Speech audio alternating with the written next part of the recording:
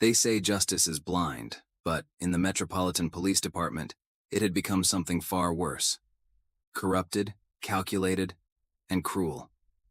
For decades, a hidden network of officers had perfected the art of destroying lives with a badge, training rookies to see threats where none existed. They thought they had the perfect recruit in Officer Savannah Mitchell, young, ambitious, and willing to learn their playbook. Then one Thursday afternoon, she arrested Darnell Washington. She saw what she wanted to see. Just another target. Another statistic. What she couldn't see was that this single act would land her in front of Judge Marcus Carter, the same judge who had turned his own wrongful imprisonment into a masterclass in exposing police corruption. The man they called the Scale. Because in his courtroom, justice wasn't just blind, it was inevitable. Now, as her carefully constructed world crumbles under the weight of video evidence, Officer Mitchell is about to learn why corrupt officers still whisper his name when cases land on his desk. Just before we get back to it, I'd love to know where you're watching from today. And if you're enjoying these stories, make sure you're subscribed, because tomorrow's special episode is one you definitely don't want to miss. Officer Savannah Mitchell adjusted her freshly pressed uniform in the rearview mirror of her patrol car, admiring how the morning sun glinted off her newly pinned badge. The Metropolitan Police Department parking lot was already filling up for the morning shift, but she'd arrived early, not out of enthusiasm for learning from her seniors, but to show them she was already a step ahead. First day on patrol solo, she muttered to herself, practicing the confident smile she'd perfected through 4 months of field training. Time to show them what real police work looks like. As she strode through the precinct doors, several veteran officers nodded in greeting. Sergeant Thompson, a weathered man with salt and pepper hair and 23 years on the force, stepped away from the coffee machine to intercept her. "Mitchell," he called out, his tone carrying the weight of experience. "Got a minute before briefing?" Savannah's smile didn't waver, though internally she fought the urge to roll her eyes. "Of course, Sergeant," she replied, her voice honey-sweet but lined with steel. Thompson gestured to a quiet corner of the break room. "Look, I know you're eager to get out there, but remember what we discussed during training. This isn't River Creek anymore. The city's different, more complex. Take time to learn the neighborhoods, understand the community." "With all due respect, Sergeant," Savannah cut in, her smile tightening. "I graduated top of my class at the academy. I think I can handle whatever comes my way." The memory of her father's words echoed in her mind. A badge means authority, and authority means respect. Thompson's expression hardened slightly. "That's exactly the attitude I'm worried about. Mitchell, this job isn't about—" The briefing room door opened, and Lieutenant Chen's voice carried through the precinct. "Roll call in 5. "We'll finish this later," Thompson said. But Savannah was already walking away, her boots clicking purposefully against the linoleum floor. The briefing room filled quickly with the usual morning chaos. Officers trading, stories from the night shift, rookies comparing notes, and veterans claiming their usual seats. Savannah chose a spot in the front row, pulling out her notebook more for show than necessity. She'd already memorized all the standard protocols and procedures. Lieutenant Chen began the briefing with routine updates. A series of car break-ins in the South District, a warning about a new drug-making rounds in the clubs, and updates on ongoing investigations. Then she paused, her expression growing serious. "One more thing before assignments," Chen announced. "Judge Marcus Carter is presiding over several of our cases this month. Those of you who've been here a while know him. He's fair but extremely thorough. Expects everything by the book. No shortcuts, no assumptions. Make sure your paperwork is pristine." A few veteran officers nodded knowingly. Savannah jotted down the name, though privately she dismissed the warning. Paperwork was paperwork, and a judge was a judge. She'd dealt with plenty of authority figures in her life. As assignments were handed out, Savannah received her patrol route, a mixed residential and commercial area that some officers considered challenging due to its diverse population and complex community dynamics. To her, it was an opportunity to prove herself. The morning passed quickly as Savannah familiarized herself with her beat. She handled a shoplifting call with what she considered appropriate sternness, wrote 3 traffic tickets, and broke up a heated argument between neighbors, before it could escalate. Each interaction reinforced her belief in her own capabilities. It was early afternoon when the call came in. Possible disturbance at Marshall Street and 4th, the dispatcher's voice crackled through her radio. Male subject reportedly acting suspiciously near the convenience store. Copy that, Savannah responded immediately, already turning her patrol car toward the location. Unit 247 responding. The scene she found seemed deceptively ordinary. A young black man in business casual attire standing near the store entrance, checking his phone. Darnell Washington had no idea his life was about to intersect with Savannah's in a way that would change both their futures. Savannah approached with her hand resting casually on her utility belt, her stance broadcasting authority. Sir, I'm going to need you to step away from the entrance. Darnell looked up from his phone, surprised. Excuse me? We received reports of suspicious activity, Savannah stated, her voice carrying the clipped tones she'd practiced for commanding respect. What's your business here? I'm waiting for my sister, Darnell replied, maintaining his composure despite his growing confusion. She works at the dental office next door. We're meeting for lunch. Savannah's eyes narrowed. The answer was perfectly reasonable, but something in her bristled at his calm demeanor. In her mind, compliance meant nervous deference. I'm going to need to see some ID. May I ask why? Darnell's question was polite but direct. I'm just standing here. Sir, are you refusing to comply with a lawful order? Savannah took a step closer, her hand tightening on her belt. No, I'm simply asking, hands where I can see them. Savannah's voice rose sharply, drawing the attention of passers-by. Some pulled out their phones, sensing the situation deteriorating. What happened next would be debated in detail during the coming days. Savannah would claim Darnell made a sudden movement. Video evidence would later show him slowly reaching for his wallet, clearly stating his intentions.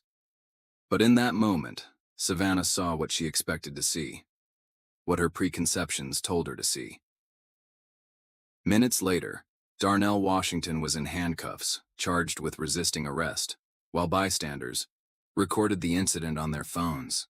His sister emerged from the dental office to find him being placed in the back of a patrol car, her lunch break transformed into a nightmare. Back at the precinct, Savannah filed her report with confident flourishes, crafting a narrative that painted herself as a vigilant officer and Darnell as an uncooperative subject who had escalated a routine interaction. She barely noticed the concerned glances from her colleagues as she described the incident in the break room. Had to show him how we handle things in the city, she boasted, missing the way Thompson and Chen exchanged worried looks. Can't let them think they can just ignore an officer's commands. Meanwhile, across town, Darnell's mother, Patricia Washington, sat in the modest office of Marcus Williams, a local defense attorney known for handling civil rights cases. Her hands trembled as she described the phone call she'd received from her daughter.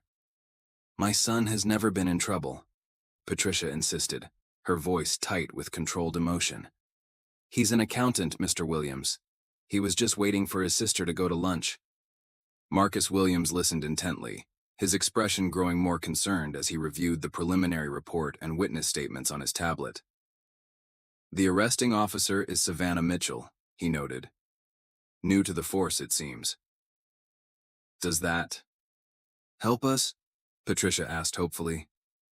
It might, Marcus replied carefully. Especially since this case has been assigned to Judge Carter's court. Across the city in his chambers, Judge Marcus Carter was already reviewing the day's cases when Darnell Washington's file came across his desk. The judge's dark eyes moved methodically over the report, his decades of experience allowing him to spot the subtle inconsistencies, the places where the narrative felt too neat, too practiced. He paused on Officer Mitchell's name, noting it was her first solo arrest. Something about the language in her report caught his attention. The way she emphasized her authority and Darnell's perceived defiance while glossing over the actual sequence of events. "Ms. Carson," he called to his clerk. "Please pull Officer Mitchell's training records and any available footage from this incident. I think we need to look at this one carefully." The next morning, as Savannah strutted through the precinct sharing her version of events with anyone who would listen, she remained oblivious to the gathering storm. She dismissed a senior officer's attempted advice about proper escalation procedures and laughed off another's suggestion that she might want to review her body cam footage before the hearing. "Trust me," she said, leaning back in her chair during lunch break. "Once Judge Carter sees how I handled that situation, he'll understand. We can't let people think they can just question our authority whenever they feel like it." "Mitchell," Sergeant Thompson tried one last time. "Judge Carter isn't—" I know," she waved him off. "He's thorough. He's fair. He expects everything. By the book.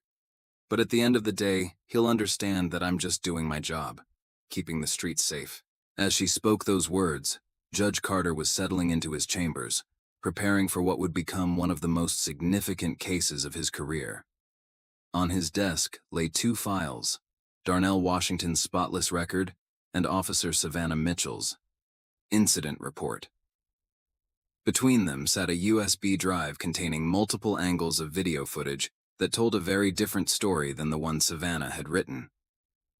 The judge thought back to his own youth, to moments when authority had been wielded as a weapon rather than a responsibility. He pulled out his legal pad and began making notes, preparing for a hearing that would test not just one rookie officer's arrogance, but the very foundations of justice and accountability in his courtroom. The stage was set. In 48 hours, Officer Savannah Mitchell would stand in Judge Carter's courtroom, armed with nothing but her misplaced confidence and a fabricated narrative. She had no way of knowing that her first solo arrest would become a turning point, not just in her career, but in the ongoing national conversation about power, prejudice, and the true meaning of justice. As the sun set over the city, three people prepared for the coming storm in very different ways. Darnell Washington sat in his mother's living room, surrounded by family, trying to maintain his faith in a system that had already failed him once. Judge Carter worked late into the night, carefully reviewing precedents and procedures, knowing that what was coming would require all of his experience and wisdom. And Savannah Mitchell went home to her apartment, polishing her badge and rehearsing her testimony, completely unaware that her world was about to change forever.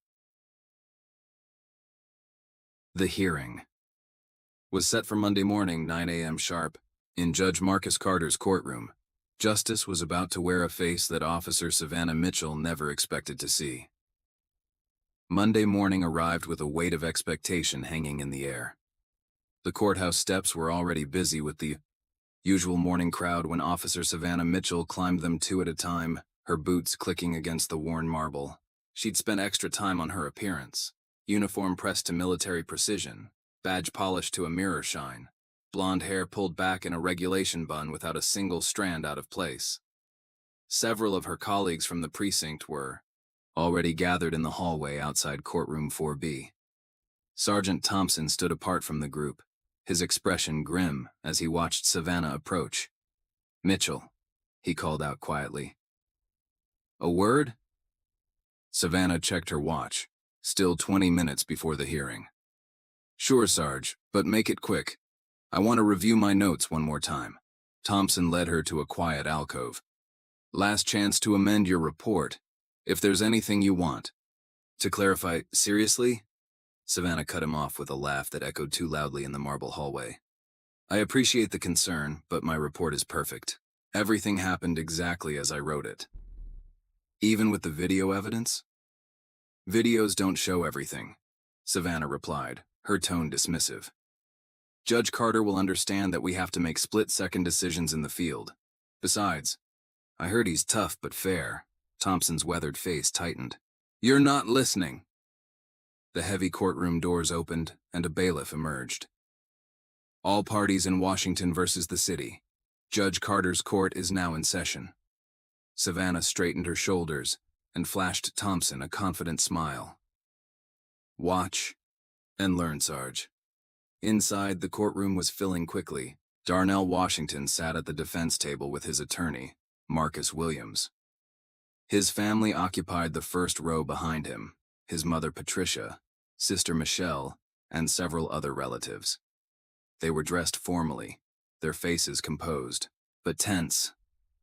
Savannah strode to the prosecution's table where the city's attorney, James Morton, waited. He was reviewing a thick file, his forehead creased with concern. "Officer Mitchell," he murmured as she sat down, "I need to know if there's anything in these videos that might contradict your report. Anything at all." "Mr. Morton," Savannah replied, her voice carrying a hint of condescension, "I assure you, all rise." The bailiff's voice cut through the murmured conversations. The Honorable Judge Marcus Carter presiding. Judge Carter entered with measured steps, his black robe flowing around him. He was tall, with close-cropped gray hair and dark skin that showed its age in distinguished lines around his eyes and mouth. Those eyes, sharp and observant, swept across the courtroom as he took his seat. "Be seated," he said, his voice deep and clear. "We're here today regarding the matter of Washington versus the city, concerning an arrest made by Officer Savannah Mitchell on Thursday afternoon. Mr. Williams, you may proceed with your motion." Marcus Williams stood, straightening his tie.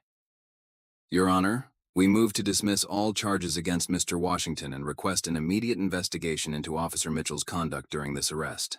We have video evidence from multiple sources showing that my client was fully compliant, and that Officer Mitchell escalated the situation without cause." "Objection!" Savannah blurted out, half rising from her chair. Judge Carter's gaze fixed on her. "Officer Mitchell in my courtroom. Objections come from the attorneys, not the witnesses." "Mr. Morton?" The city attorney placed a restraining hand on Savannah's arm. "No objection, Your Honor. However, we maintain that the videos don't show the complete context of the interaction." "We'll examine that context thoroughly," Judge Carter replied. "Mr. Williams, present your evidence." Williams nodded to his assistant, who dimmed the lights. A large screen descended from the ceiling, and the first video began to play. It was from a bystander's phone, showing Darnell standing quietly by the store entrance, checking his phone. Savannah's approach was visible, her body language aggressive from the start. "As you can see, Your Honor," Williams narrated, "Mr. Washington was simply waiting for his sister, causing no disturbance, when Officer Mitchell approached him without probable cause." "That's not—" Savannah started to interrupt again. "Officer Mitchell," Judge Carter's voice carried a note of warning, "interrupt these proceedings one more time without being addressed, and I will hold you in contempt. Is that clear?" Savannah's face flushed. "Yes, Your Honor," she managed, though her jaw remained tight. The video continued, showing the escalation exactly as it had happened. Darnell's calm questions, Savannah's increasingly aggressive responses, the moment when she claimed. He made a threatening movement. "Now," Williams said, "let's compare this to Officer Mitchell's body cam footage." The second video started, and Savannah felt her confidence waver for the first time. The angle was different, but the story it told was the same. Worse, her own. Voice sounded different than she remembered. Harder, more confrontational. "Note the timestamp, Your Honor," Williams continued. "Officer Mitchell claims in her report that Mr. Washington exhibited suspicious behavior for several minutes before she approached. The video shows she initiated contact within seconds of arriving." Morton shifted uncomfortably beside Savannah. "Your Honor, while the timing may be slightly off, we maintain that Officer Mitchell had reasonable suspicion based on the call she received." "About that call," Williams interjected. "We've subpoenaed the dispatch records. The complaint came from a payphone, and when investigators tried to follow up, they found no one in the area who had actually witnessed any suspicious behavior.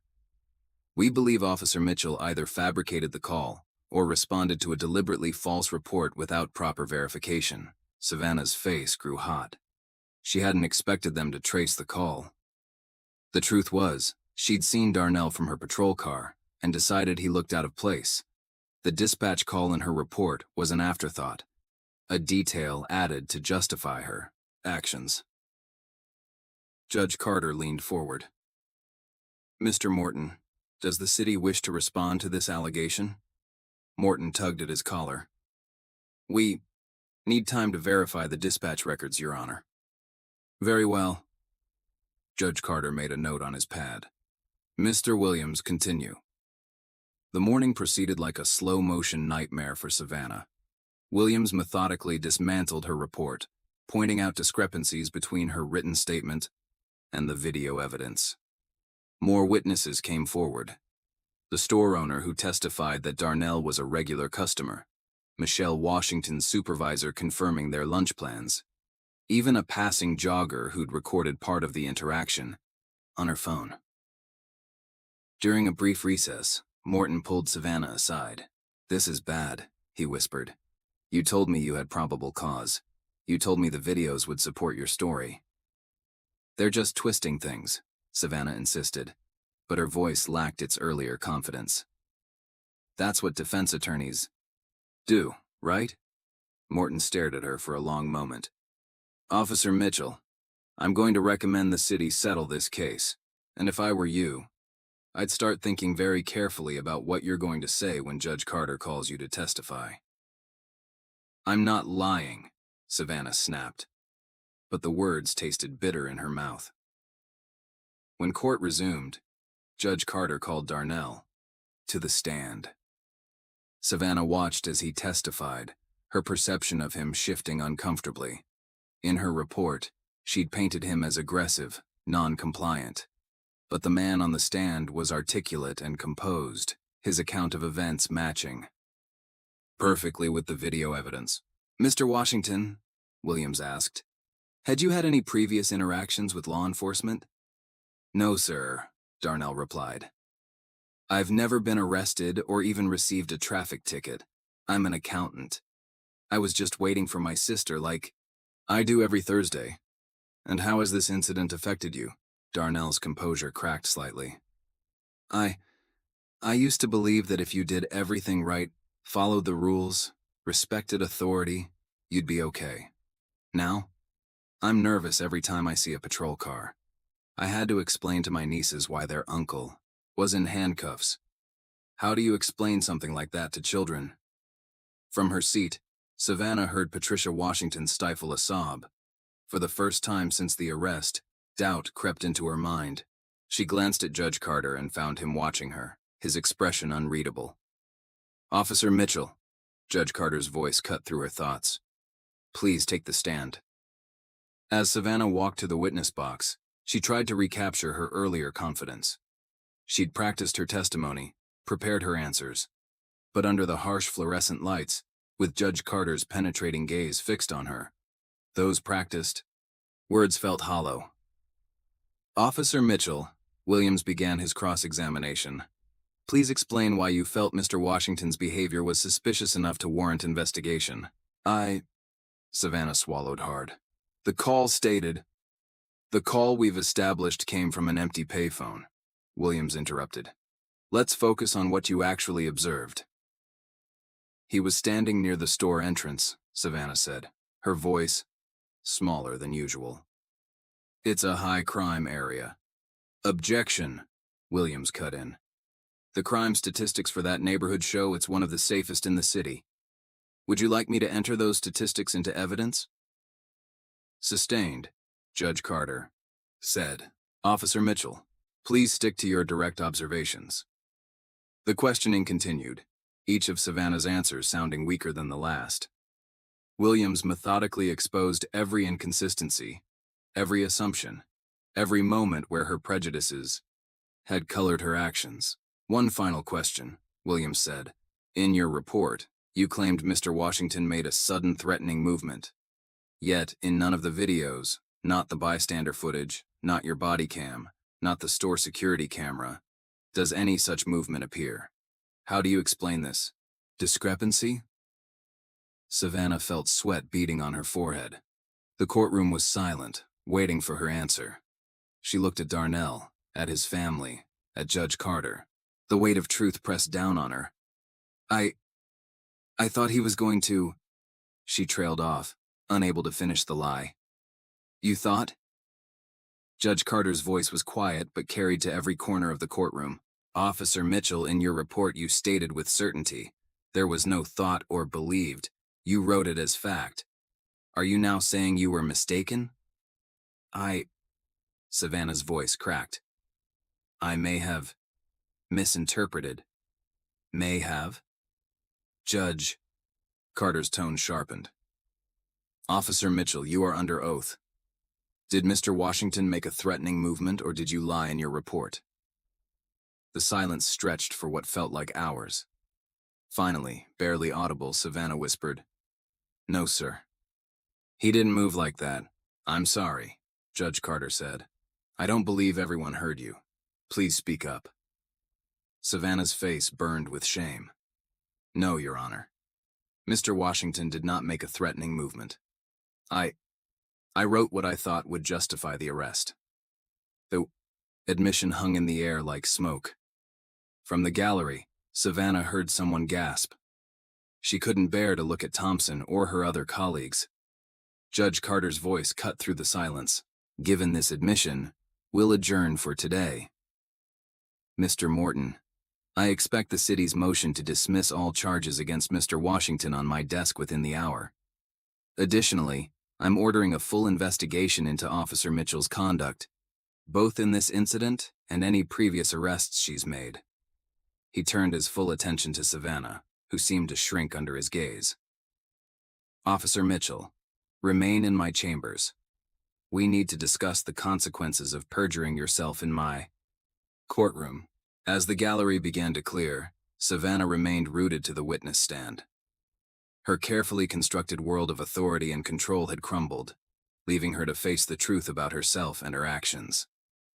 Through the ringing in her ears, she heard Judge Carter's final words before he retired to his chambers. This court will reconvene tomorrow morning at 9. Officer Mitchell, I suggest you spend the intervening time reflecting on the true meaning of the oath you took to protect and serve. This isn't River Creek anymore, and I'm not a judge who will turn a blind eye to abuse of power, regardless of who wields that power or what badge they wear. The morning after Savannah's devastating testimony, the courthouse hallways buzzed with whispered conversations. Legal aides hurried past with stacks of files, and reporters clustered near the building's entrance, hoping to catch anyone involved in what they'd started calling the Mitchell case. Inside Judge Carter's chambers, the morning sun slanted through Venetian blinds, casting striped shadows across his desk. He sat reviewing the latest evidence submissions, his reading glasses perched on the bridge of his nose. A gentle knock at the door interrupted his concentration. Come in, he called, not looking up from the documents. His clerk, Sarah Chen, entered with a fresh stack of papers. Sir, the investigation team sent over Officer Mitchell's complete record from River Creek Police Department. Judge Carter accepted the file, noting its suspicious thinness. This is everything?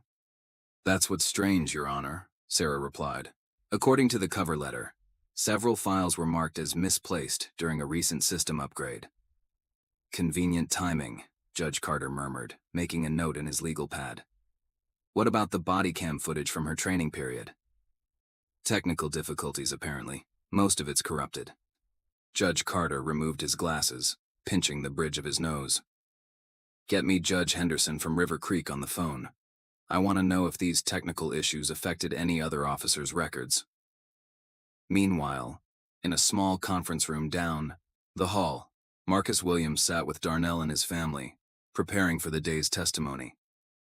The defense attorney spread several photographs across the table, snapshots from security cameras showing Darnell's regular Thursday visits to see his sister.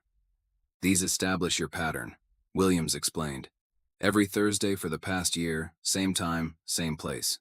Officer Mitchell couldn't have had any legitimate reason to consider your presence suspicious. Darnell nodded, but his attention was on another document, Mitchell's incident report. She wrote that I was lurking suspiciously and behaving Erratically, he read aloud, his voice tight with controlled anger. Who was she seeing when she looked at me? Because it wasn't me. Patricia reached for her son's hand. Baby, some people see what they want to see. That's exactly what we're going to prove today, Williams said, pulling out another file. We've got testimony from 6 other people Officer Mitchell arrested during her training period.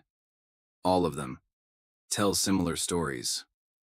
Across town at the Metropolitan Police Department, Sergeant Thompson sat in Lieutenant Chen's office, both of them reviewing Mitchell's training evaluations. The atmosphere was tense, heavy with the weight of missed warning signs. Here, Thompson said, pointing to a note he'd made 3 weeks into Mitchell's training. Showed concerning bias in subject interactions. Recommended additional diversity training. Chen frowned. What was the response? Got overruled. Her test scores were too good, and we were short-staffed. Thompson's face showed the burden of that compromise. We should have pushed harder. Don't start that, Chen warned. We're not here to shoulder Mitchell's guilt. We just need to make sure we catch everything now. Back in the courtroom, people filed in slowly, the morning's tension palpable. Savannah sat at the prosecution table, her uniform still pristine, but her posture markedly different from the previous day. Gone was the swagger, replaced by a rigid stillness that spoke of sleepless nights and uncomfortable revelations. Judge Carter entered, and the bailiff called the court to order. Be seated, the judge said, his voice carrying its usual measured authority. Mr. Williams, you may call your next witness. The defense calls Officer Peter Rodriguez. Savannah's head snapped up as her former training partner walked to the witness stand. Rodriguez avoided her gaze as he was sworn in. Officer Rodriguez, Williams began. You worked with Officer Mitchell during her field training, correct? Yes, sir, for approximately 6 weeks. During that time, did you observe any concerning behavior in her interactions with civilians? Rodriguez shifted uncomfortably. I noted several instances where Officer Mitchell seemed to approach situations with preconceived notions. Could you be more specific? There was one case. Rodriguez glanced at Savannah before continuing. We responded to a noise complaint in the Garden District. Before we even got out of the car, Mitchell had decided it was probably gang-related because of the neighborhood demographics. Turned out to be a kid's birthday party. Williams nodded. Did you report these concerns? I included them in my training evaluations? Yes. And what happened? The evaluations were modified before final submission. I was told we needed to focus on her technical proficiency, not subjective concerns. The questioning continued, painting a picture of systematic oversight and ignored warning signs. Rodriguez's testimony was followed by 2 other training officers, each adding pieces to the puzzle of how Savannah's biases had been allowed to flourish unchecked. During a brief recess, City Attorney Morton approached the defense table.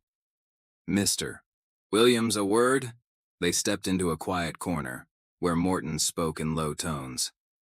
The city is prepared to offer a settlement, full dismissal of charges, written apology, compensation for Mr. Washington, and immediate termination of Officer Mitchell's employment. Williams' expression remained neutral. And the broader investigation Judge Carter ordered? That's complicated. The department is willing to implement additional training. No deal. Williams cut him off. This isn't just about Darnell anymore. You heard the testimony. How many other lives has she affected? How many reports has she falsified? The system that enabled her needs to be exposed. When court resumed, the prosecution called their expert witness, Dr. Angela Martinez, a specialist in law enforcement training and behavioral psychology. She'd reviewed all available evidence, including Savannah's background and training records. In Sansien, my professional opinion, Dr. Martinez testified, Officer Mitchell's behavior shows a clear pattern of confirmation bias and authority complex, likely stemming from her background and reinforced by inadequate oversight during training. Could you elaborate? Morton asked, trying to salvage something from the testimony. Officer Mitchell appears to have entered law enforcement with a rigid worldview about authority and compliance. Rather than having these assumptions challenged and corrected during training, they were effectively reinforced by a system that prioritized technical proficiency over emotional intelligence and community engagement. Judge Carter leaned forward. Dr. Martinez, in your review of Officer Mitchell's records, did you find any evidence that these issues were identified and addressed during her training? Yes, Your Honor, but only at the initial observation level. Several training officers noted concerns, but these notes were consistently minimized or dismissed in final evaluations. The afternoon brought more damaging testimony. A parking attendant from near the convenience store testified about regularly seeing Darnell waiting for his sister. The store owner provided months of security footage showing the same Thursday pattern. Each witness added another crack to Savannah's already crumbling narrative. Finally, Williams called his last witness of the day, Michelle Washington, Darnell's sister. Ms. Washington, Williams began, please tell us about your Thursday lunches with your brother. Michelle's voice was steady but emotional. We started having lunch together after our father passed away last year. Dad always said family needs to stay connected, so every Thursday, Darnell would wait for me outside my work, and we'd go to lunch. Sometimes we'd just talk about our week, sometimes about Dad. It was our way of keeping his memory alive. And on the day of the incident, I was running a few minutes late because of a patient emergency. I tried to text Darnell, but by the time I got outside, Michelle paused, composing herself. By the time I got outside, he was already in handcuffs. I tried to explain to Officer Mitchell that he was my brother, that we did this every week, but she wouldn't listen. She just kept saying he was resisting arrest, but he wasn't. He wasn't doing anything wrong. The courtroom was silent as Michelle described watching her brother being placed in the patrol car, the helplessness she felt, the frantic call to their mother. Savannah stared at her hands, unable to look up as Michelle's testimony continued. Did this incident affect your Thursday lunches? Williams asked. We haven't been able to do them since, Michelle admitted, tears finally spilling over. Darnell won't come to that area anymore. We tried once last week, but he had a panic attack just parking his car. Officer Mitchell didn't just arrest my brother that day. She took something precious from our family. As Michelle stepped down from the witness stand, Judge Carter called for the day's final witness, Detective Sarah Martinez from Internal Affairs. Detective, Judge Carter addressed her directly. What has your investigation revealed about Officer Mitchell's prior arrests? Your Honor, we've identified 13 arrests during her training period that show patterns similar to Mr. Washington's case. In each instance, the initial cause for contact was questionable, and the situation escalated primarily due to Officer Mitchell's approach and attitude. And the body cam footage from these incidents? Most of it is unavailable, sir, either not properly uploaded or corrupted in the system. However, we've located civilian recordings of 3 incidents that directly contradict Officer Mitchell's written reports. Judge Carter's expression darkened. And who was responsible for maintaining these records? That's where it gets complicated, Your Honor.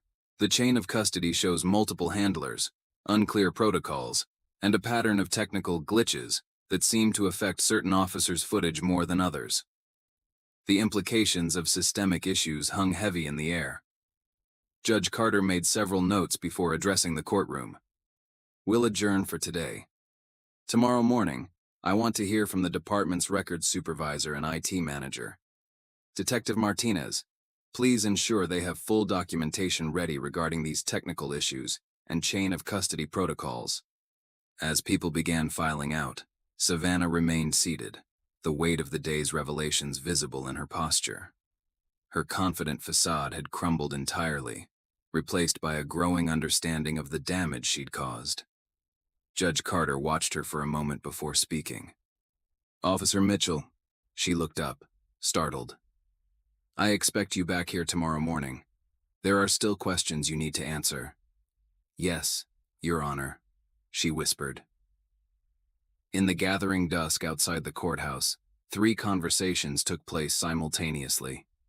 In his chambers, Judge Carter spoke quietly with his clerk about subpoenaing records from River Creek. In the parking lot, Darnell hugged his sister, both of them finally allowing themselves to hope for justice. And in a dimly lit stairwell, Sergeant Thompson found Savannah sitting alone, her head in her hands. "Mitchell," he said softly. She looked up, her eyes red. I never meant." "I know," Thompson replied, sitting beside her. "But meaning to hurt people and hurting them anyway. Sometimes that's worse.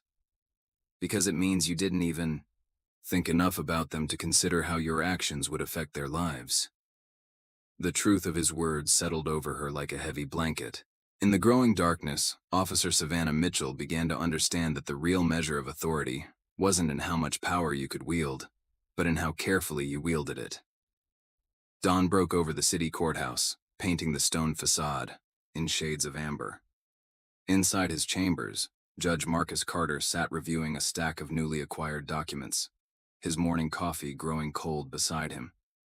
Each page seemed to add another layer to what had started as a simple case of police misconduct. Knock at his door preceded Sarah Chen's entrance.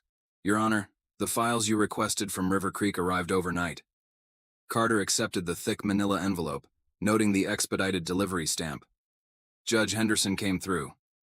"Yes, sir." She also included a personal note. Sarah handed over a sealed letter. Carter read it quickly, his expression darkening. "She says there's been pressure to restrict access to certain records. Interesting timing." He placed the letter in his desk drawer. "What about the IT manager's report? Mr. Phillips is waiting outside with Detective Martinez. They've found something you need to see." The judge nodded. "Send them in."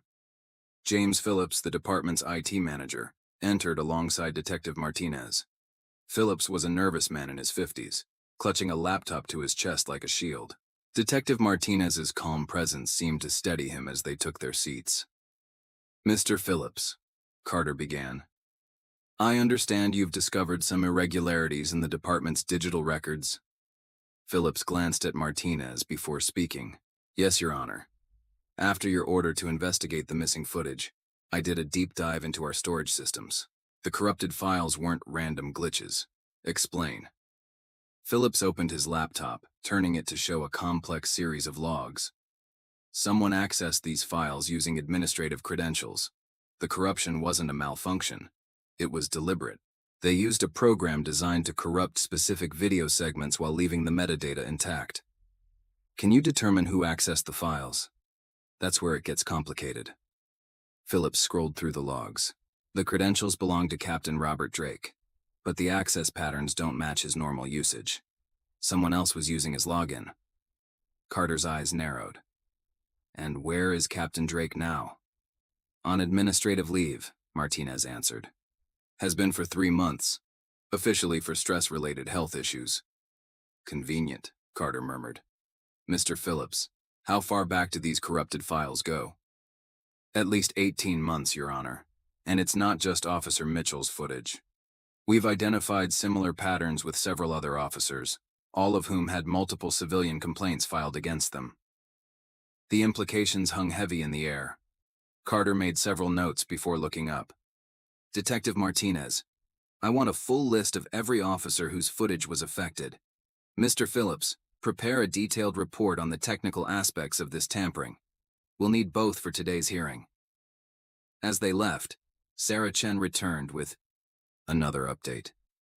"Sir, there's a reporter from the City Times asking for comment. The story about evidence tampering has leaked." Carter sighed. "Tell them no comment until after today's proceedings. And Sarah, make sure we have extra security in the courtroom."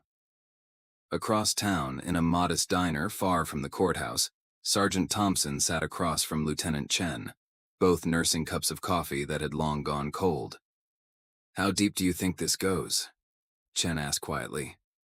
Thompson glanced around the nearly empty diner. "Remember last year when Internal Affairs tried to implement that new body camera review protocol?" Chen nodded. "It got shut down. Budget concerns, they said." "Budget had nothing to do with it. They were afraid of what they'd find."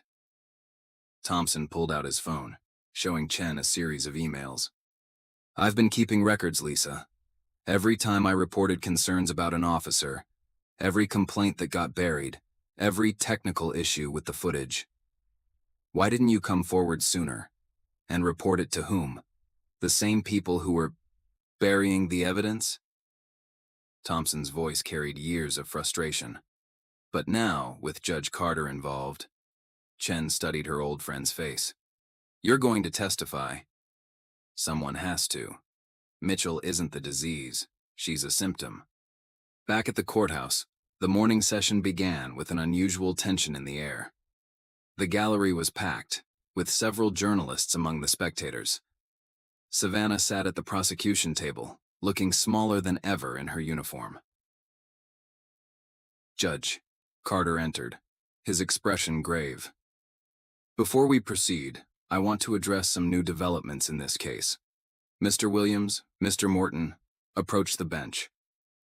As the attorneys came forward, Carter spoke in low tones. Gentlemen, given the evidence of systematic tampering with police records, I'm expanding the scope of this hearing. Mr. Morton, I understand this puts the city in a difficult position. Morton tugged at his collar. Your Honor, my instructions, from the City Council, need to be reassessed in light of this new evidence. Carter cut him off. I'm giving you 1 hour to consult with your superiors. This is no longer just about Officer Mitchell. When the attorneys returned to their tables, Carter addressed the courtroom. Detective Martinez, please take the stand. Martinez was sworn in, her professional demeanor a stark contrast to the nervous energy filling the room. Detective, Carter began, please share your findings regarding the department's handling of digital evidence. Martinez outlined the technical details Phillips had discovered, explaining how the selective corruption of footage had created blind spots in oversight. As she spoke, Savannah seemed to shrink further into herself, realizing she'd been a small piece in a much larger puzzle. And what about Officer Mitchell's cases specifically? Carter asked. We've reviewed all 13 cases previously identified, Martinez replied. In each instance where footage was corrupted, we found civilian recordings that contradicted the official reports. Additionally, we've discovered 27 more cases with similar patterns during her training period. A murmur ran through the courtroom. Savannah's head snapped up, shock evident on her face. She hadn't known about many of these cases, incidents her training officers had handled while she watched, learning their methods. Your Honor, Williams stood. Given this new evidence, the defense moves to add several witnesses to our list. Individuals from these newly discovered cases. Granted, Carter replied. Mr. Morton? The city attorney looked uncomfortable. Your Honor, the city requests a brief recess to... Denied, Carter cut him off. Detective Martinez, please continue. As Martinez detailed the pattern of misconduct, a larger picture emerged. It wasn't just about one rookie officer's prejudices. It was about a system that had cultivated and protected those prejudices. During the lunch recess, Savannah found herself alone in a courthouse bathroom, splashing cold water on her face. The door opened, and she looked up to see Michelle Washington's reflection in the mirror. For a long moment, neither woman spoke. Then Michelle broke the silence. Did you know? Savannah turned, water dripping from her chin. Know what? About the others. The other people whose lives you and your colleagues ruined. Did you know? Savannah's voice was barely a whisper. No. I mean, I knew some things weren't right, but I thought... She trailed off, realizing how hollow any explanation would sound. Michelle's voice was steady but filled with controlled emotion. You know what the worst part is? Every Thursday, I look out my office window at lunchtime. Every single Thursday. And every time, I expect to see my brother standing there, checking his phone, waiting to hear about my day. But he's not there. And he might never be there again. She turned to leave, then paused. Officer Mitchell? Whatever happens in that courtroom, I hope you remember that moment, when you decided my brother didn't deserve to be treated like a human being, because we'll never forget it. When court resumed, Sergeant Thompson took the stand. His testimony laid bare years of ignored warnings and buried complaints. It wasn't just Officer Mitchell, he explained. The department had an unofficial policy. Certain officers were protected. Their body cam footage would conveniently malfunction. Civilian complaints would get lost in the system, and anyone who raised concerns was quietly pressured to back off. "And why are you coming forward now?" Williams asked. Thompson's eyes found Savannah's. "Because sometimes you have to decide what kind of cop you want to be, one who upholds the law or one who hides behind it." As the afternoon wore on, more witnesses came forward. A parade of civilians shared stories eerily similar to Darnell's.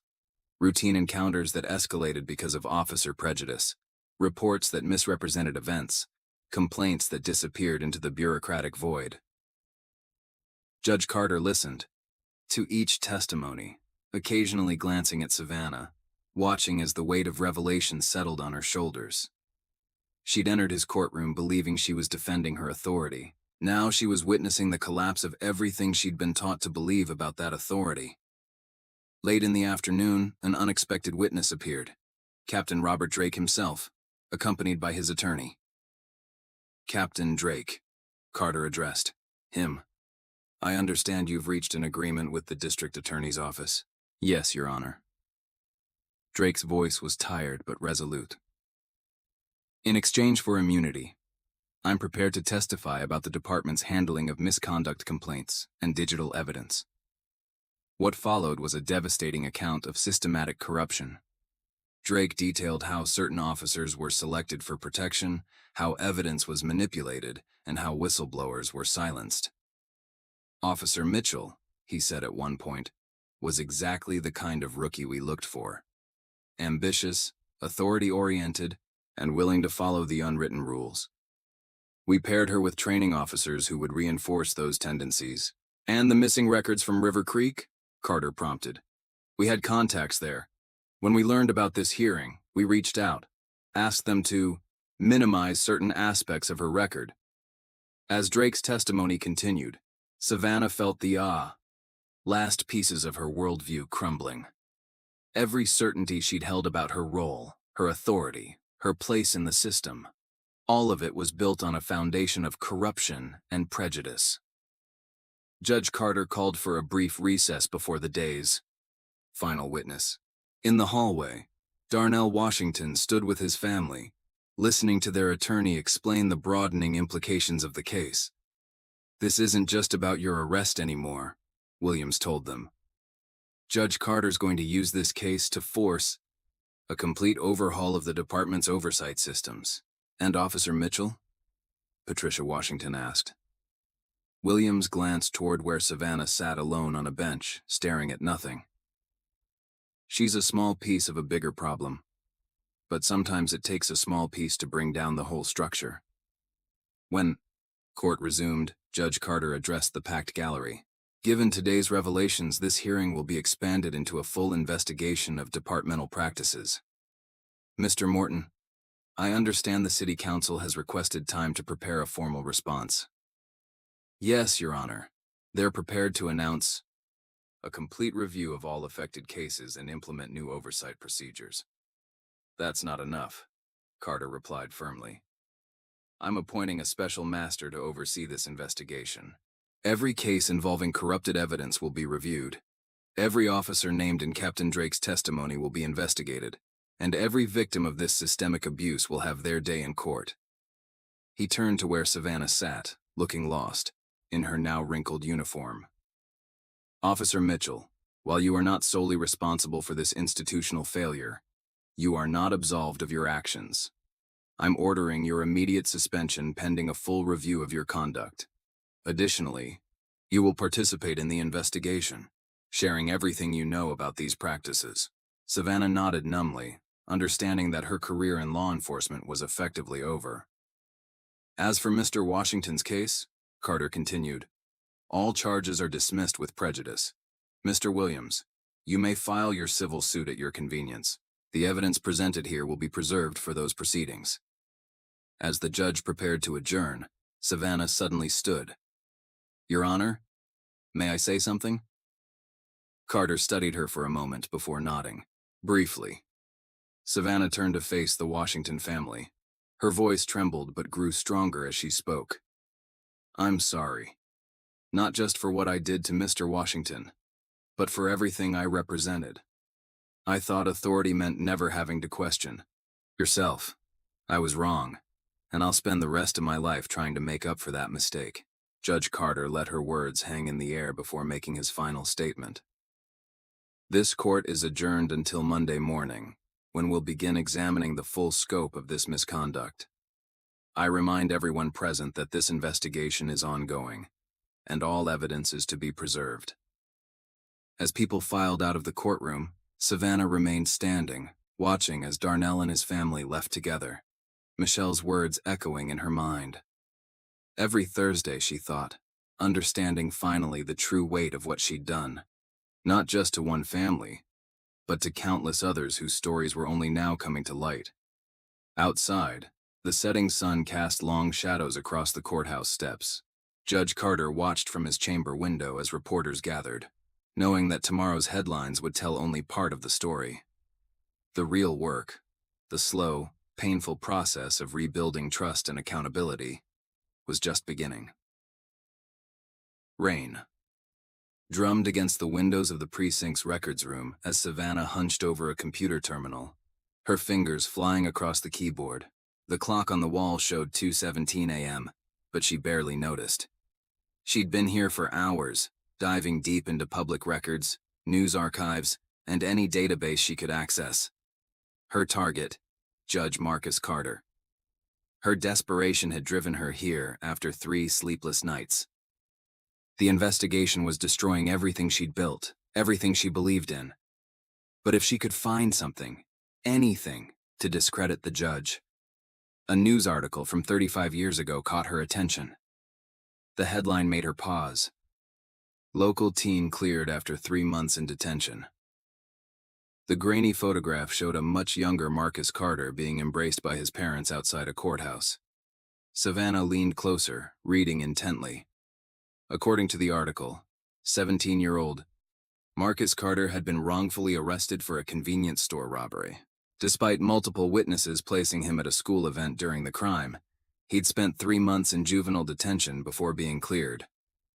Her phone buzzed. A text from Kevin Nash, a journalist she'd contacted earlier. Got your message. Meet me at Riverside Diner in 20? Savannah glanced at the time, then back at the article. On my way, she typed back. The diner was nearly empty when she arrived, the fluorescent lights harsh against the rain-streaked windows. Nash sat in a corner booth, laptop open, coffee cooling beside him. He was younger than she expected, probably fresh out of journalism school, hungry for his first big story. Officer Mitchell, he greeted her, eyes bright with anticipation. You said you had something on Judge Carter. Savannah slid into the booth, pushing a thumb drive across the table. His juvenile record was sealed, but I found newspaper coverage. Did you know he was arrested as a teenager? Nash's fingers hovered over his laptop keys. That's public record. What makes it newsworthy? Think about it, Savannah pressed. A judge who was wrongfully arrested as a teen, now presiding over cases involving police misconduct. How can he be impartial? You think he's biased against law enforcement because of his past?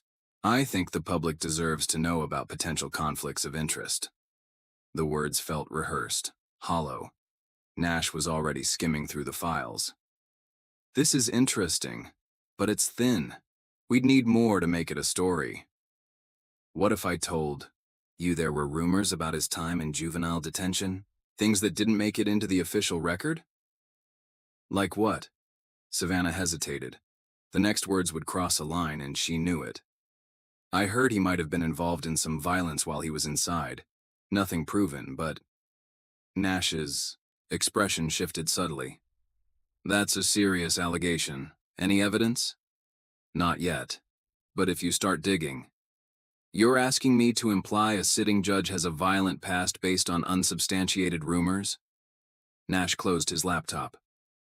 Officer Mitchell, I may be new, but I'm not stupid. This feels like a hit piece. The public has a right to the truth, Nash cut her off. Not to manufactured scandals. He stood, gathering his things. For what it's worth, I hope you find a better way through this. Savannah watched him leave, the rejection stinging more than she expected. But she wasn't done.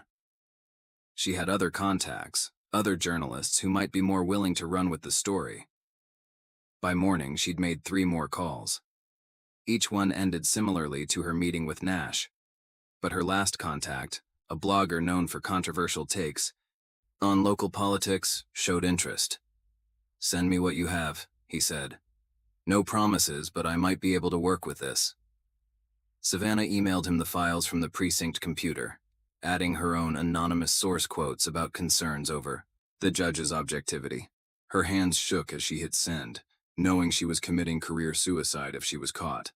But she felt trapped, desperate for any way to undermine the investigation's credibility. She didn't expect things to move so quickly.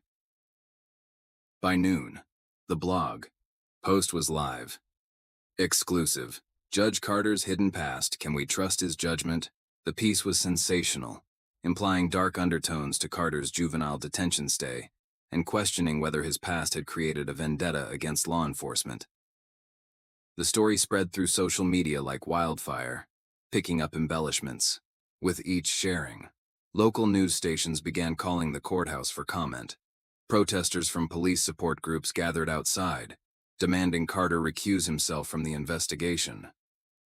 Judge Carter was in his chambers when Sarah Chen brought him the printouts of the growing scandal. He read them silently, his expression unreadable.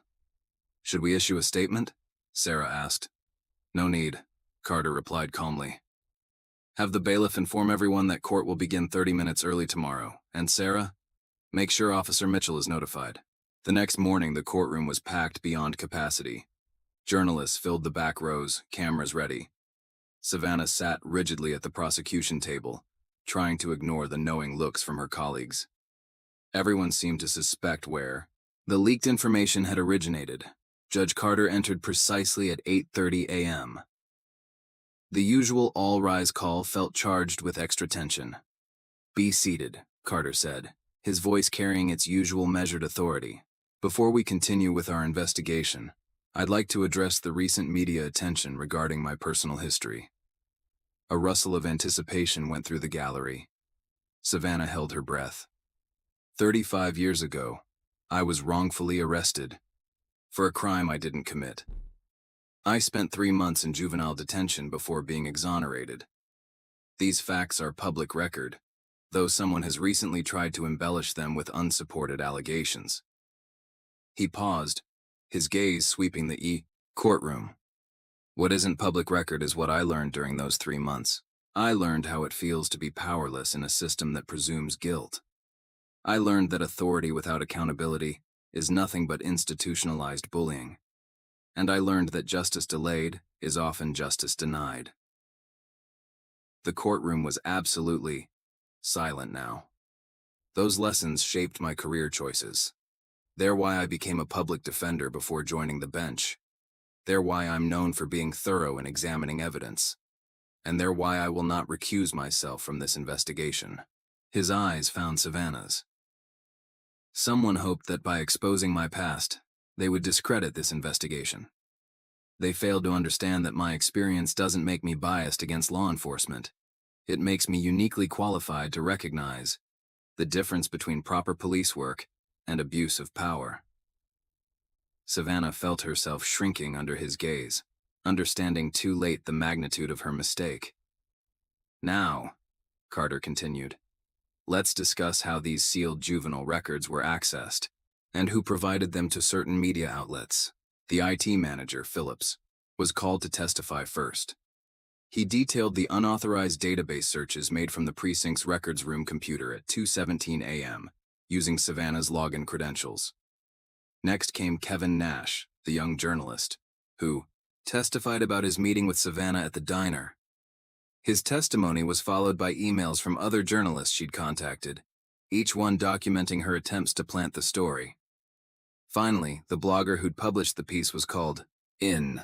Under oath, he admitted to embellishing the story based on Savannah's suggestions, adding unsubstantiated claims about violence that she had hinted at, but never directly stated.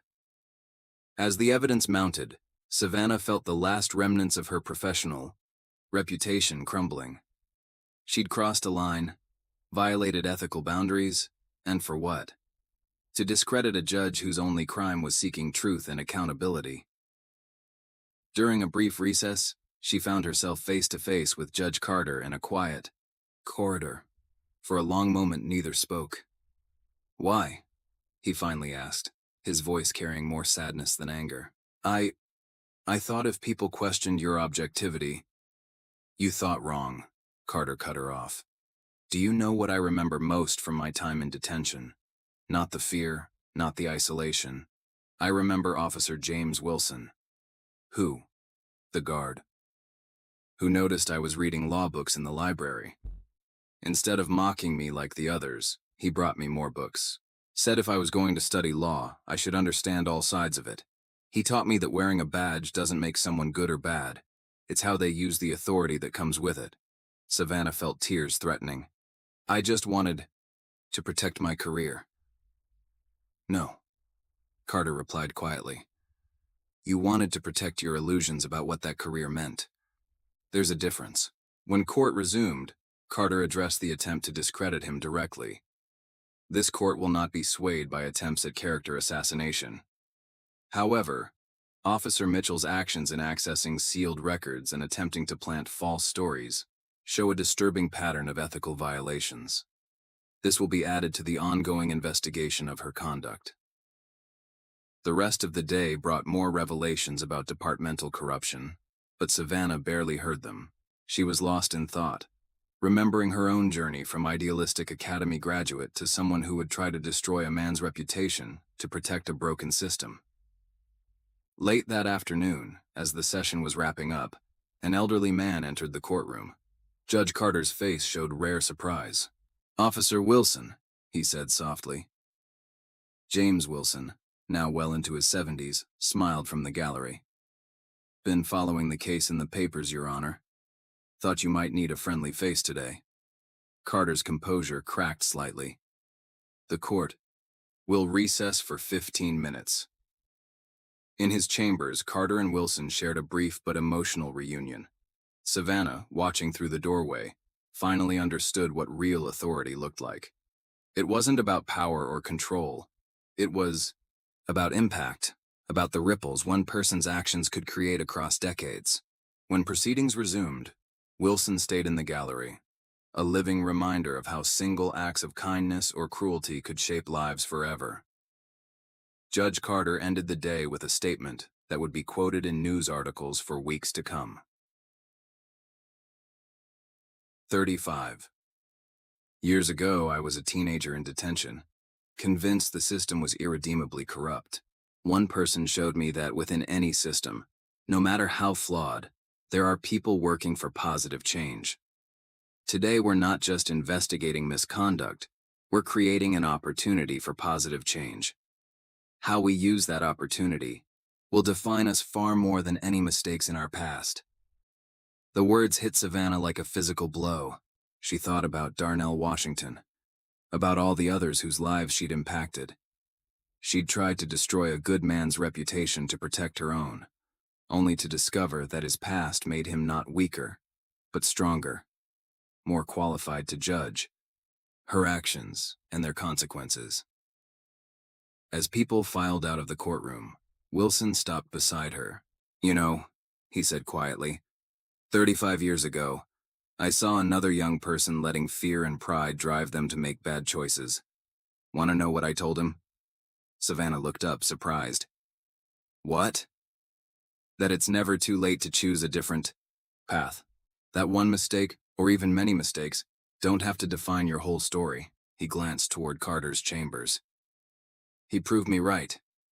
Maybe you will too."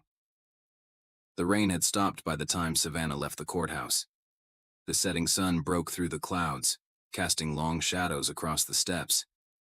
She paused, looking back at the building where her attempts at deception had turned into a lesson about truth, justice, and the long arc of consequence. Her phone buzzed, a message from Marcus Williams, scheduling her deposition for the civil suit. Another step in the long process of accountability that lay ahead. But for the first time since the investigation began, she felt something besides fear and desperation. She felt hope. Not for escaping consequences, but for the possibility of redemption through truth. The pounding on Savannah Mitchell's door came at 6:15 a.m. She was already awake, sitting at her kitchen table with an untouched cup of coffee, when she heard the authoritative voice, "FBI, open the door." Her hands trembled as she complied. 4 agents in dark jackets entered, their badges gleaming in the early morning light. The lead agent, a woman with steel gray hair and sharp eyes, presented the warrant. "Officer Savannah Mitchell, you're under arrest for tampering with evidence, obstruction of justice, and conspiracy to violate civil rights under color of law." As they led her out in handcuffs, Savannah noticed her neighbors watching from behind curtained windows. Her cruiser sat in the driveway. She wouldn't be driving it again. Across town, similar scenes played out at other addresses.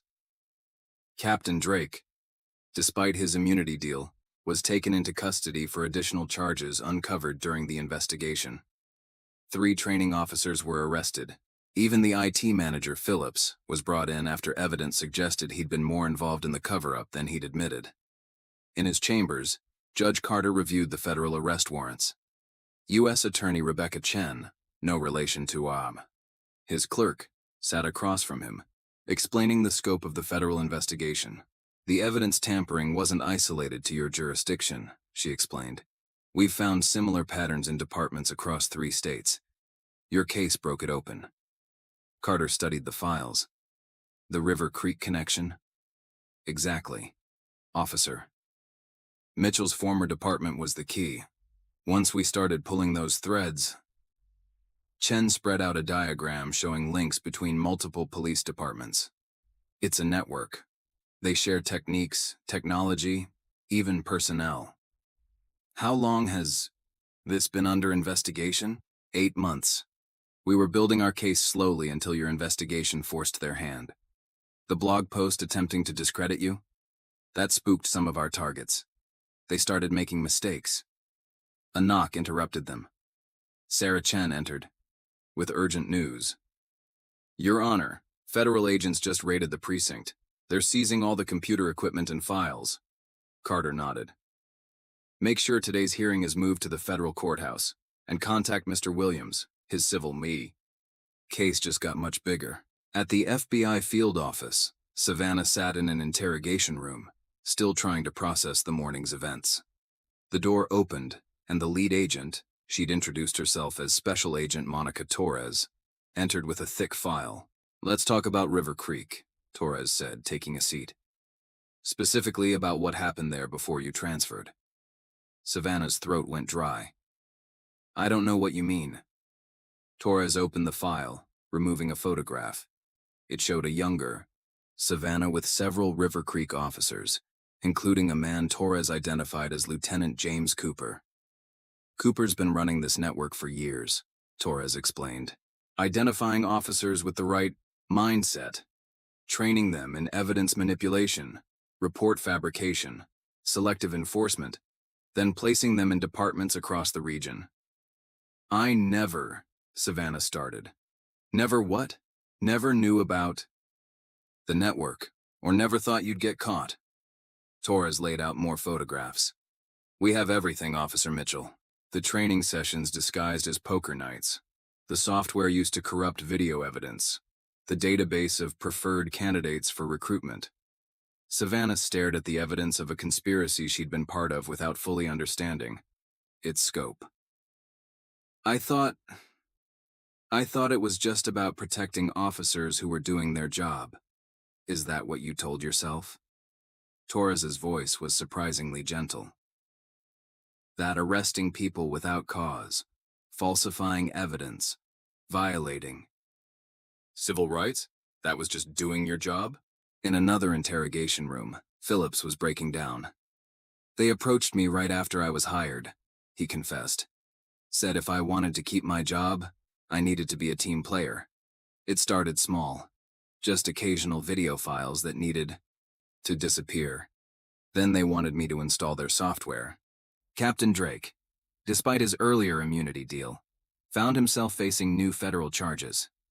His attorney sat grim-faced as U.S. Attorney Chen outlined the evidence linking him to the larger conspiracy.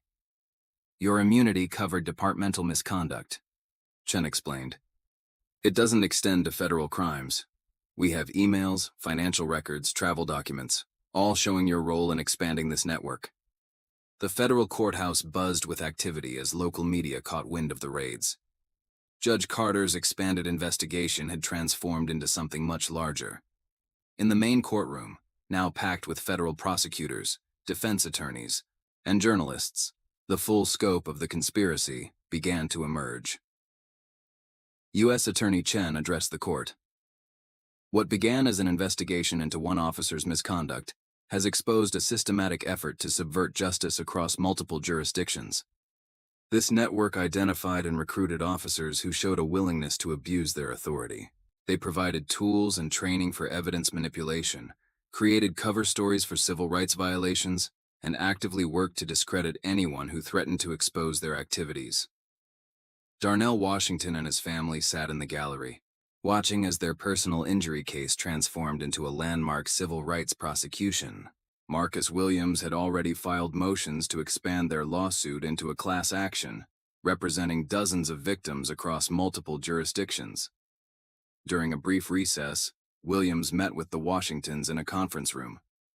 This changes everything, he explained. The federal investigation has uncovered evidence of a coordinated effort to violate civil rights.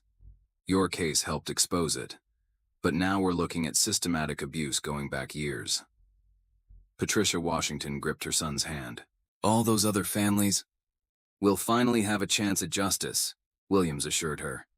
The FBI has been building this case for months. Judge Carter's investigation just helped them move faster. Back in the interrogation room, Savannah faced a decision. Agent Torres had laid out her options. Cooperate fully and immediately, or face maximum federal charges. Why me? Savannah asked. I was just a rookie. You were their ideal recruit, Torres replied. Young, ambitious, already primed to view authority as absolute. They spotted you in River Creek, guided your transfer here, made sure you were trained by their people. You weren't just a rookie, you were an investment.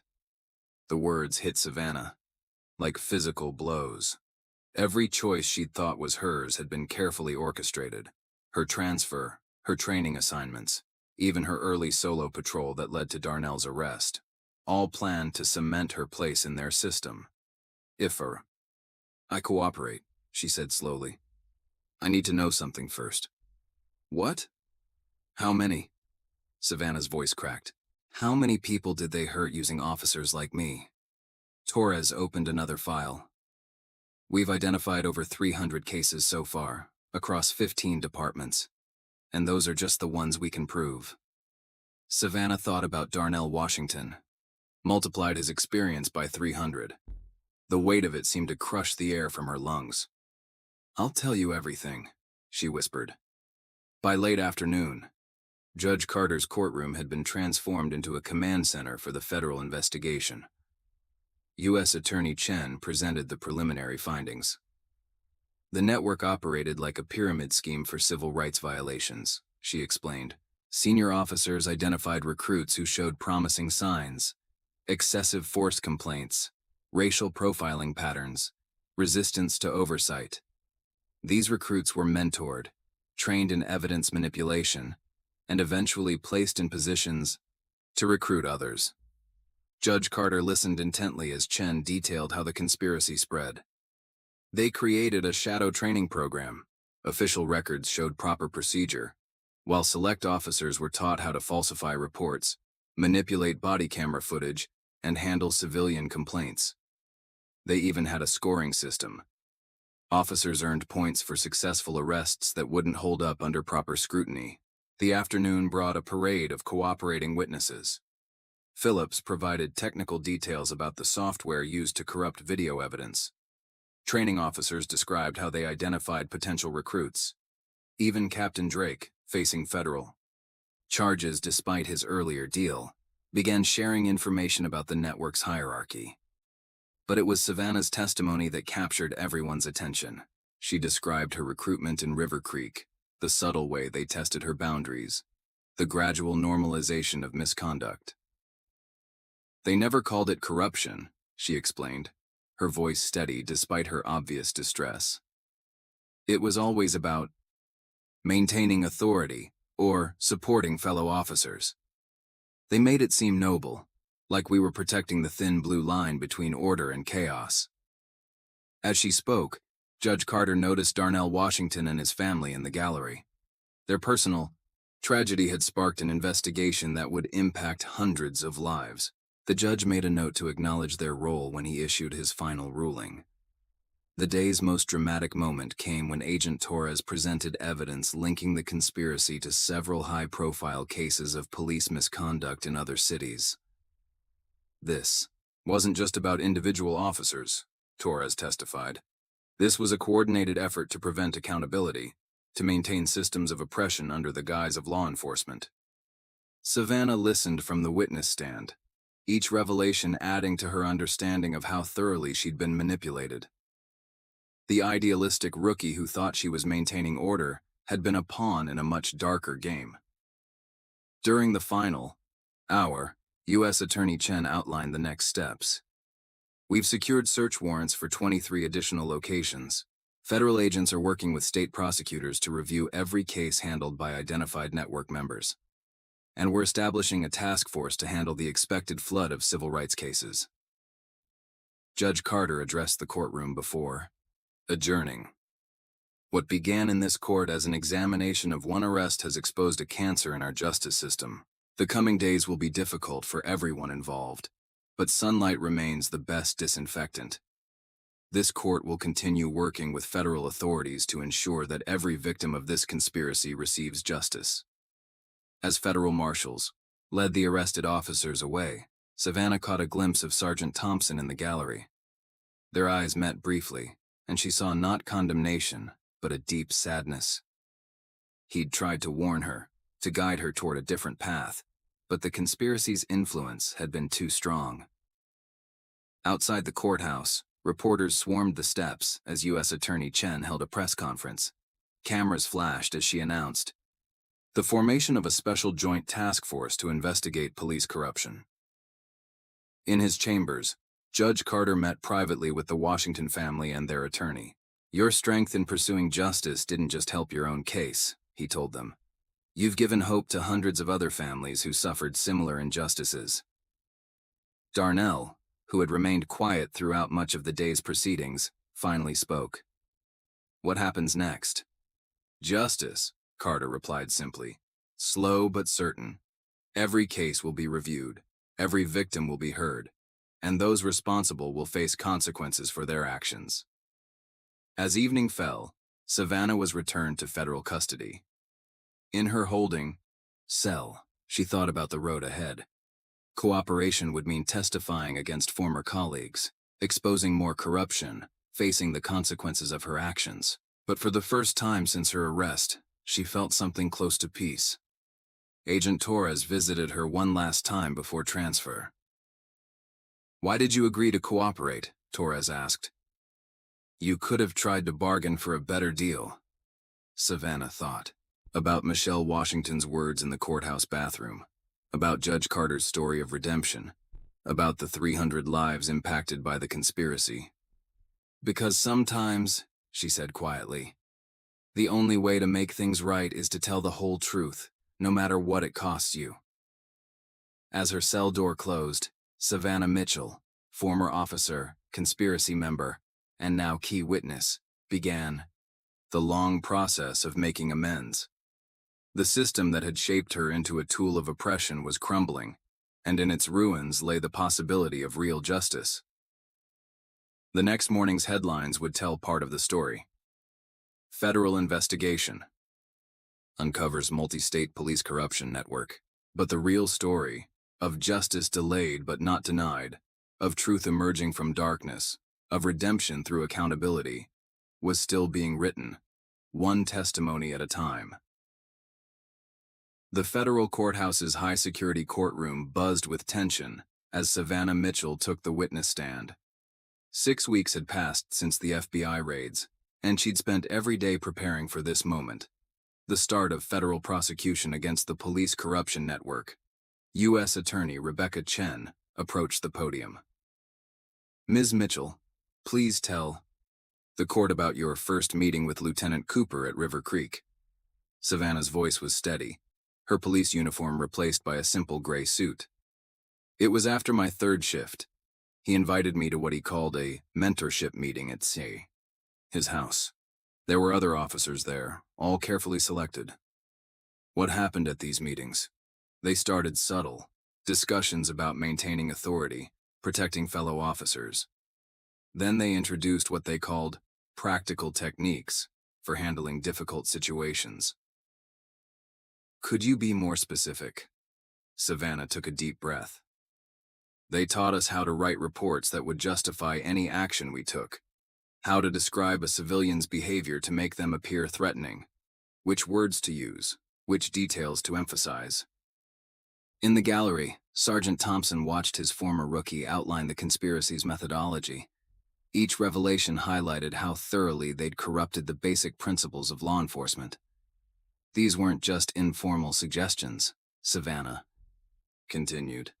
They had actual training materials, templates for reports, lists of approved phrases, even sample scenarios we would practice. Chen displayed a document on the courtroom screens. Is this one of those templates? Yes. See how it's structured? The civilian is always described as aggressive or non-compliant first. Then our actions are presented as responses to their behavior, never the other way around. Throughout the morning, Savannah detailed the network's operations. She described how Cooper and others identified potential recruits, how they tested loyalty through increasingly questionable assignments, how they created a parallel training system that twisted proper procedures into tools of oppression.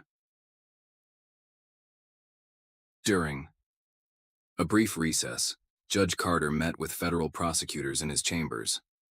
Agent Torres spread out new evidence on his desk.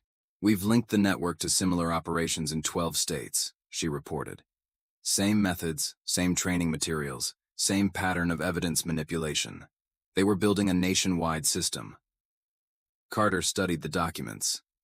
How many officers involved? Conservative estimate, over 500, and those are just the active participants. There are probably twice as many who knew, but stayed quiet. The afternoon session brought Phillips to the stand. The former IT manager had turned state's evidence, providing technical details about the network's digital operations. The software wasn't just for corrupting video, he explained. It was designed to create plausible technical failures. If someone investigated, they'd find what looked like genuine file corruption or system errors. Who provided this software? Chen asked. It came through Cooper, but it was developed by a private company called Blue Line Security Solutions. Phillips paused. A company owned by retired police officials from multiple departments. The revelation sent ripples through the courtroom. The conspiracy hadn't just corrupted active officers, it had created a profitable business model for continuing that corruption. As Phillips testified about technical details, Savannah sat with federal marshals in a secure room, watching on closed-circuit TV. Each piece of evidence showed her how small her role had been in a much larger machine. During her next session on the stand, Chen directed her attention to specific cases. Tell us about Jeremy Torres, Chen prompted. Savannah's composure cracked slightly. 19 years old. I arrested him for suspicious behavior near a convenience store, the same store where I later arrested Darnell Washington. What happened to Mr. Torres? He spent 3 weeks in jail before the charges were dropped. Lost his job. His girlfriend was pregnant at the time. He missed their first ultrasound appointment because he was in custody. And was there any legitimate reason for his arrest? No. Savannah's voice caught. He was just there. But he fit the profile we were taught to target. Young, minority, in what they called a high-value enforcement zone. In the gallery, Marcus Williams sat with several other civil rights attorneys. They'd been compiling similar cases, building a massive class action lawsuit that would eventually include over 300 plaintiffs. The prosecution's case continued with testimony from Cooper's former secretary, who'd secretly documented years of suspicious meetings and conversations. They called it quality control, she testified. Every week, they'd review body camera footage from officers in multiple departments. Not to check for misconduct, to identify officers who showed potential for recruitment. They looked for specific behaviors, attitudes toward civilians, willingness to escalate situations. The evidence mounted. Financial records showing payments to Blue Line Security Solutions, training schedules disguised as routine departmental meetings, performance evaluations that rewarded aggressive enforcement while ignoring civilian complaints. During cross-examination, defense attorneys tried to paint Savannah as an opportunist, turning on her colleagues to save herself. But her testimony remained consistent, her remorse genuine. "Yes, I'm testifying in exchange for consideration in sentencing," she acknowledged. "But that's not why I'm here. I'm here because people were hurt, hundreds of people, and staying silent would make me complicit in every future abuse this system enables." As the day's session ended, Judge Carter made an unexpected announcement.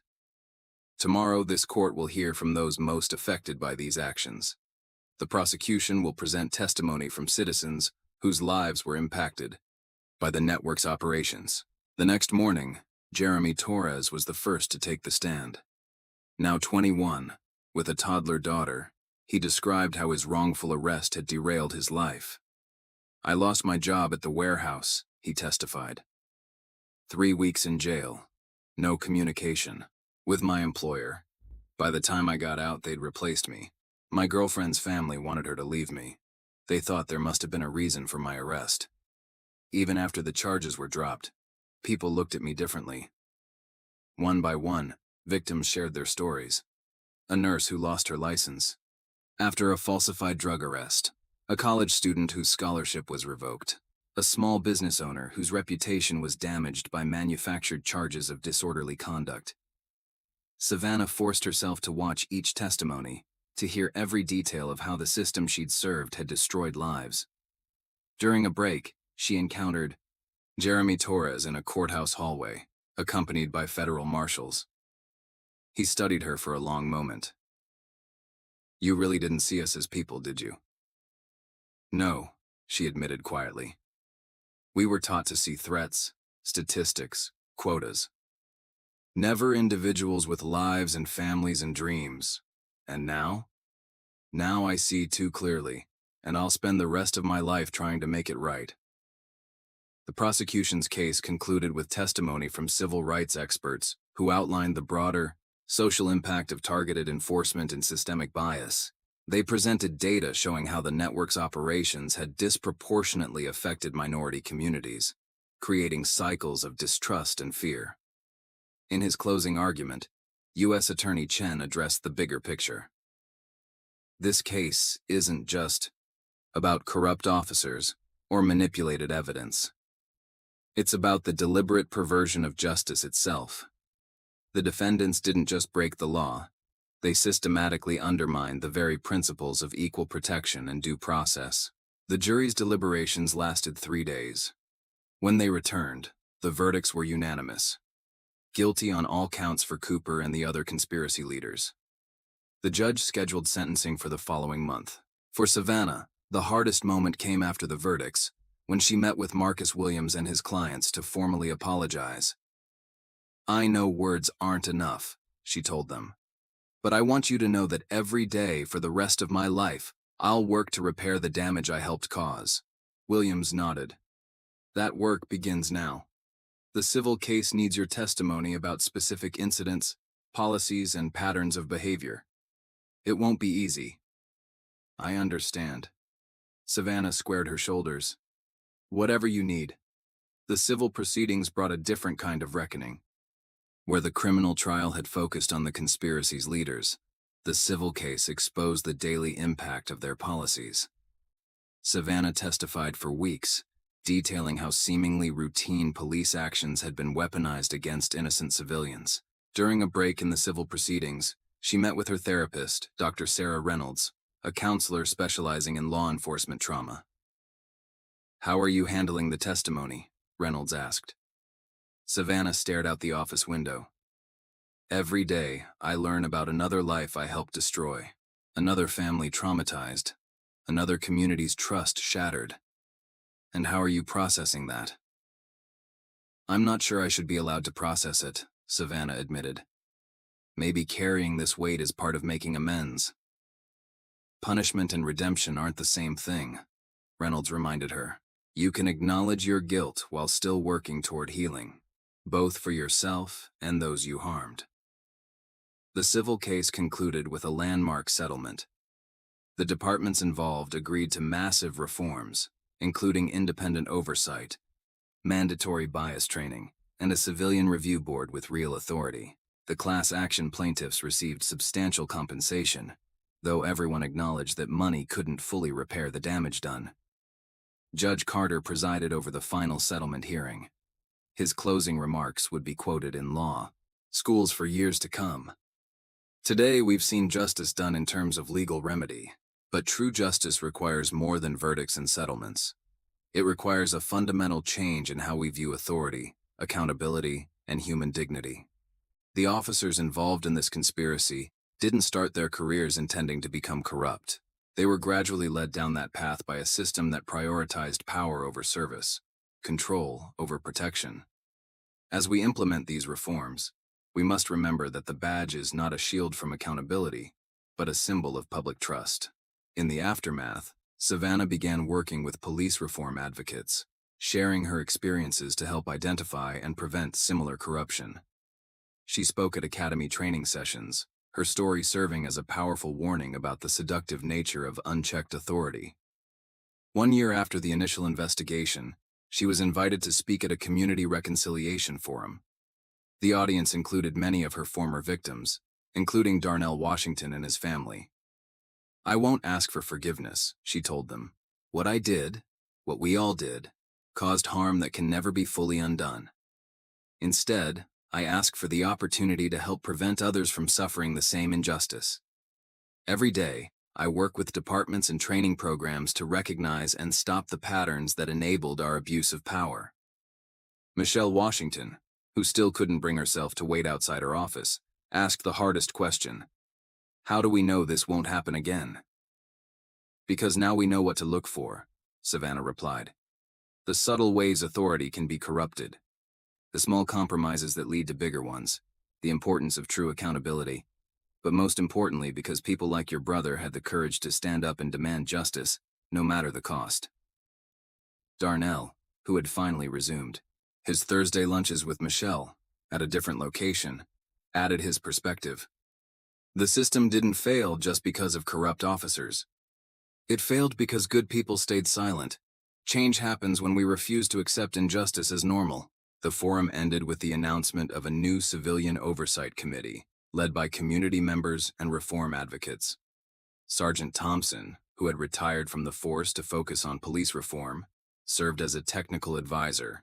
As the anniversary of Judge Carter's initial ruling approached, the changes were evident.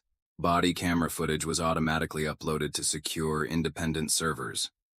Civilian complaints were investigated by an outside agency. Training programs emphasized de-escalation and community engagement. But the most significant change was invisible, a shift in how authority was viewed and exercised. Officers learned to see their power not as a right, but as a responsibility. Communities began to cautiously rebuild trust with law enforcement. Savannah's sentencing, delayed by her cooperation and testimony, finally arrived. She stood before Judge Carter one last time, having helped dismantle the corrupt system she'd once served. Carter reviewed her contributions to the investigation before speaking. Ms. Mitchell, your actions caused real harm to real people. No amount of cooperation can erase that fact. However, your efforts to expose and reform the system that enabled that harm have been substantial. This court sentences you to 5 years, with 3 years suspended, plus 5 years of supervised release. During that time, you will continue your work with reform advocates and training programs.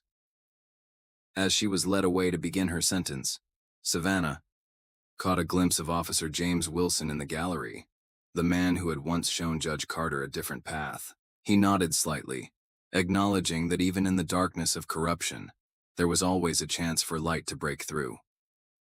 The story of one rookie officer's journey from blind authority to conscious accountability became part of a larger narrative about justice, reform, and the ongoing work of building trust between law enforcement and the communities they serve. It wasn't a happy ending. There was too much damage for that. But it was something equally important: a new beginning.